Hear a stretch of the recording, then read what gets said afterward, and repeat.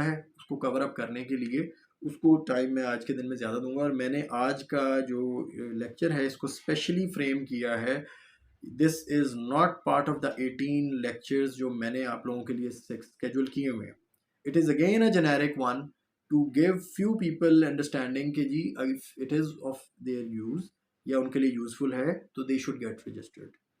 तो I am extending this extra lecture just to make sure कि जो लोग अगर किसी डाउट में हैं तो उस डाउट से बाहर आ जाएं।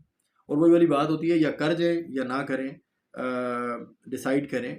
बीच में लटकने वाला जो है वो नुकसान उठाता है। और अगेन मैं ये बात कहता हूँ कि सिर्फ ये क्लास नहीं, any class, but you should not be wasting time and you should be learning.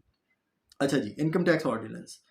Income tax ordinance के अंदर जो है ना जी, जो किताबें आपको मार्केट में मिलती हैं, जो लोगों ने बड़ी आसान करके लिखी हुई हैं, चीज़ें इकट्ठी करके लिखी हुई हैं, वो मेरे भी उस्ताद जो मुझे पढ़ाते रहे हैं, बड़े बड़े सीनियर लोग मैं चार्टर्ड अकाउंटेंसी में उनसे पढ़ता रहा हूँ, वो जब भी इनकम टैक्स ऑर्डिनेंस को पढ़ाना शुरू करते हैं ना, वो इनकम टैक्स ऑर्डिनेंस को पर्सन की डेफिनेशन से पढ़ाना शुरू करते हैं कि पहले तो हम उस फ़र्द को डिफ़ाइन करेंगे जिस पे टैक्स लगना है।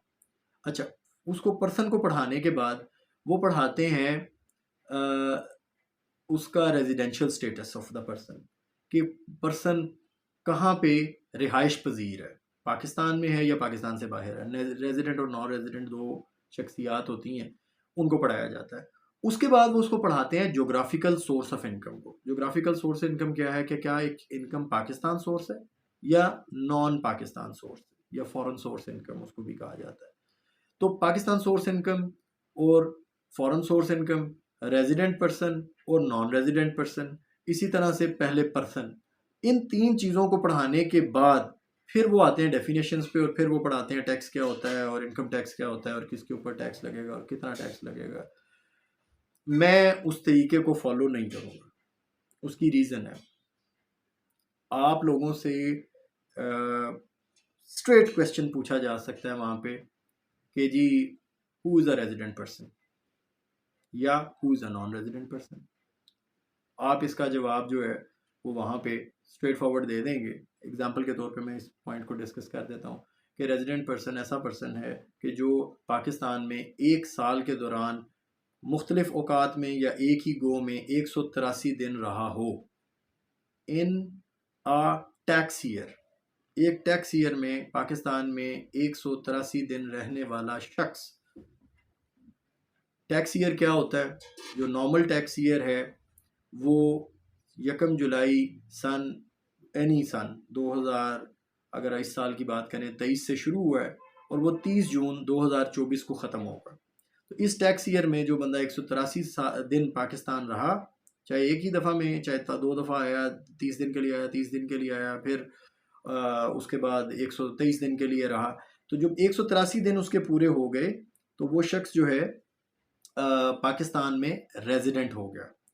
इसमें उसकी नेशनैलिटी इंपॉर्टेंट नहीं है, weather he is a Pakistani और नॉट, वो किसी भी मुल्क का सिटीज़न हो सकता है, तो उसको हम रेजिडेंट पर्सन तस्वर करेंगे। अब ये बात आपसे अगर कोई पूछ लेता है कि जी who is a resident person, तो इसका जवाब सिंपल सा ये है कि any person who resides in Pakistan in any tax year for more than 183 days in total is a resident person, shall be considered resident as per income tax ordinance 2001। जवाब यूं दें, as per income tax ordinance 2001। ये law को refer कर देंगे ना आप, तो आपका जवाब को आपने उसकी मूछों को तेल लगा के ऐसे वट दे दिया।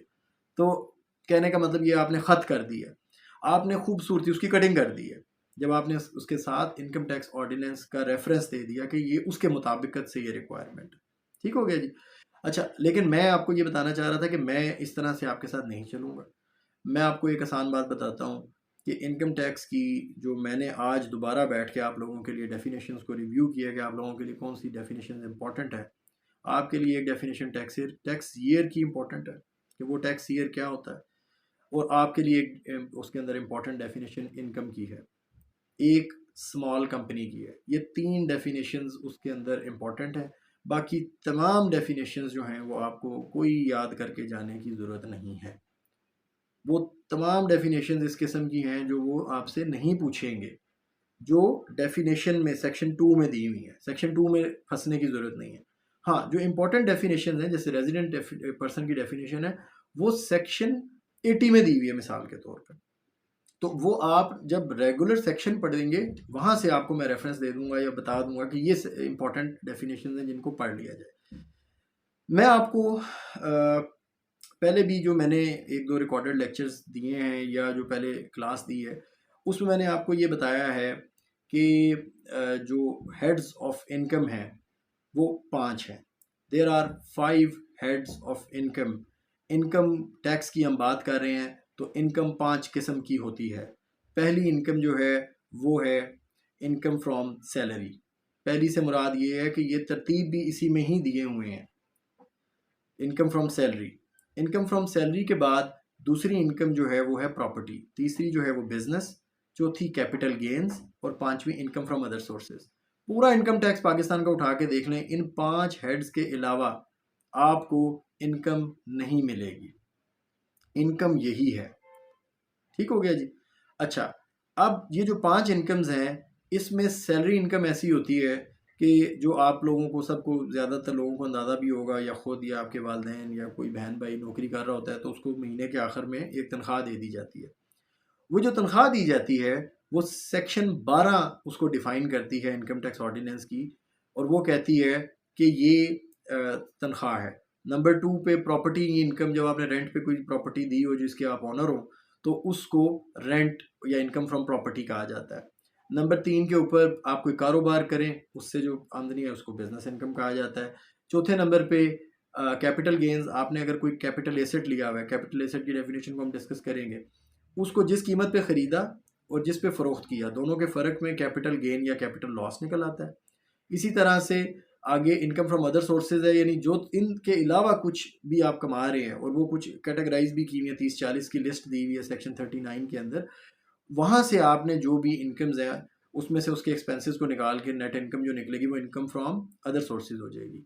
इन पांचों इनकम्स को जमा कर लें और अगर इनमें से कोई हिस्सा एग्जेम्प्ट भी किया हुआ है गवर्नमेंट ने कि सैलरी जो है उसका 10% जो है आपको मेडिकल अलाउंस एग्जेम्प्ट है, मिसाल के तौर पे आपने 12 लाख सैलरी ली, 1,20,000 एग्जेम्प्ट है और बाकी का आपका जो 10,80,000 रुपये है वो आपका टैक्सेबल है।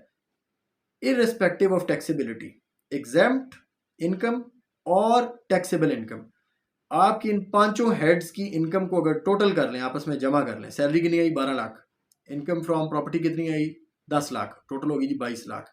22 लाख के बाद 8 लाख आ गई income from business, 30 lakh. 30 lakh के बाद इसमें हम जमा कर देते हैं 5 लाख कैपिटल गेन्स। फिर उसके बाद हम कहते हैं जी इसके बाद इसमें ऐड कर लें आप income from other sources 3 lakh, 38 lakh रुपया या 40 लाख रुपया मिसाल के तौर पे आपकी टोटल इनकम बन गई। टोटल इनकम जो है वो एग्जेम्प्ट और तमाम और सेपरेट ब्लॉक इन सब को जमा करके आती है, लेकिन टैक्सेबल इनकम के लिए कुछ रूल्स हैं। इस टोटल इनकम पे टैक्स नहीं लगता, टैक्स लगता है टैक्सेबल इनकम के ऊपर और वो लगाती है सेक्शन 4।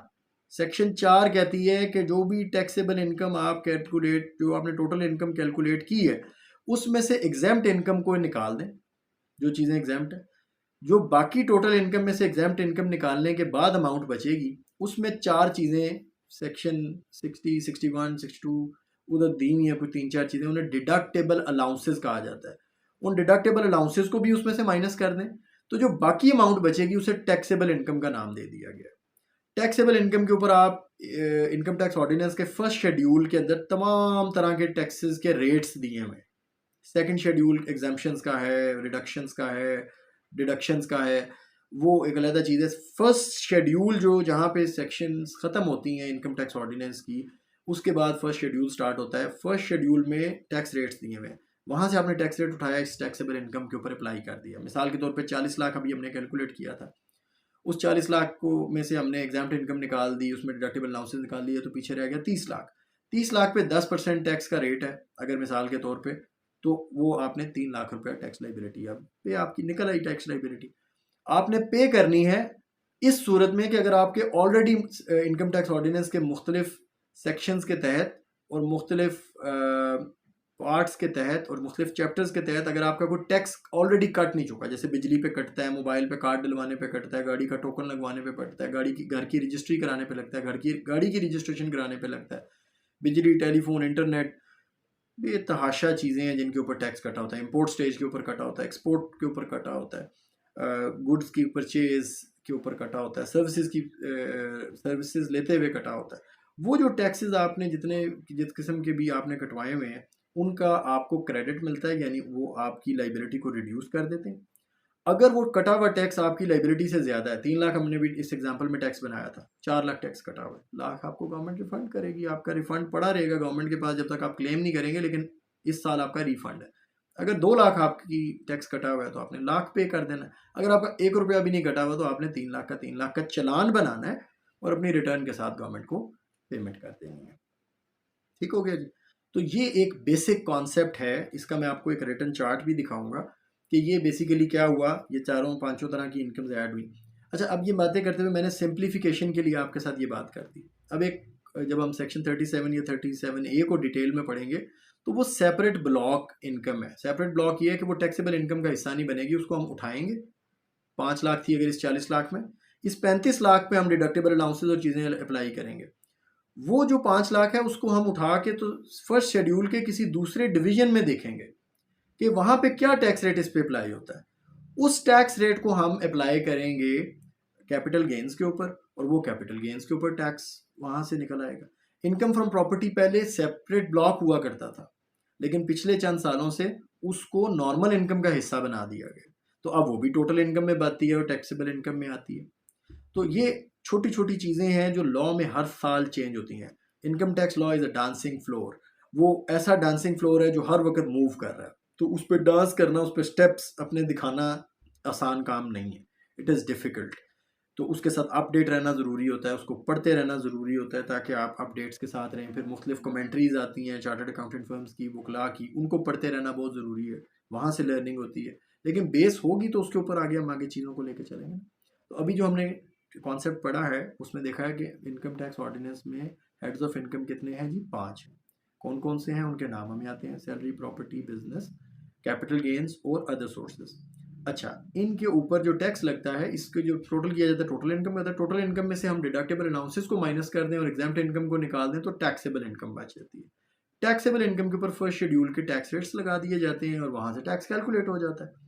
अगर कोई ऑलरेडी टैक्स कटा होगा उसके क्रेडिट्स मिल जाएंगे, अदरवाइज ये मामला नहीं रहेगा। आपने अगर इनकम टैक्स की अपनी रिटर्न फाइल करनी है या किसी की करनी है ना, तो वो सिर्फ एक फॉर्म है, ये डाटा उसमें भर दें जो मैंने आपको बताया, सैलरी, प्रॉपर्टी इनकम, और प्रॉपर्टी इनकम की कैलकुलेशन वो खुद ही कर देगा। बिजनेस इनकम में क्या होता है कि इनकम के अंदर से एक्सपेंसेस अलाउ हैं, माइनस कर सकते हैं आप, लेकिन उसकी कुछ कंडीशंस दी हुई हैं, वो सेक्शन 21 में दी हुई हैं, वो पढ़नी है, वो भी हम जब डिटेल में पढ़ेंगे। तो अभी हम एक ओवरव्यू ले रहे हैं इनकम टैक्स ऑर्डिनेंस के अंदर इनकम के ऊपर टैक्स लगाने की सेक्शंस और तरीके का। तो ये हेड्स ऑफ इनकम हमने सेक्शन 12, 15, 18, 37 और 37A और 39, इन 5 सेक्शंस में से लेना है, और इन 5 सेक्शन के आगे पीछे जो सेक्शंस हैं वो इन्हीं को एक्सप्लेन कर रहे हैं, इनके अंदर से अलाउंसेस और डिडक्शंस को। ठीक हो गया जी।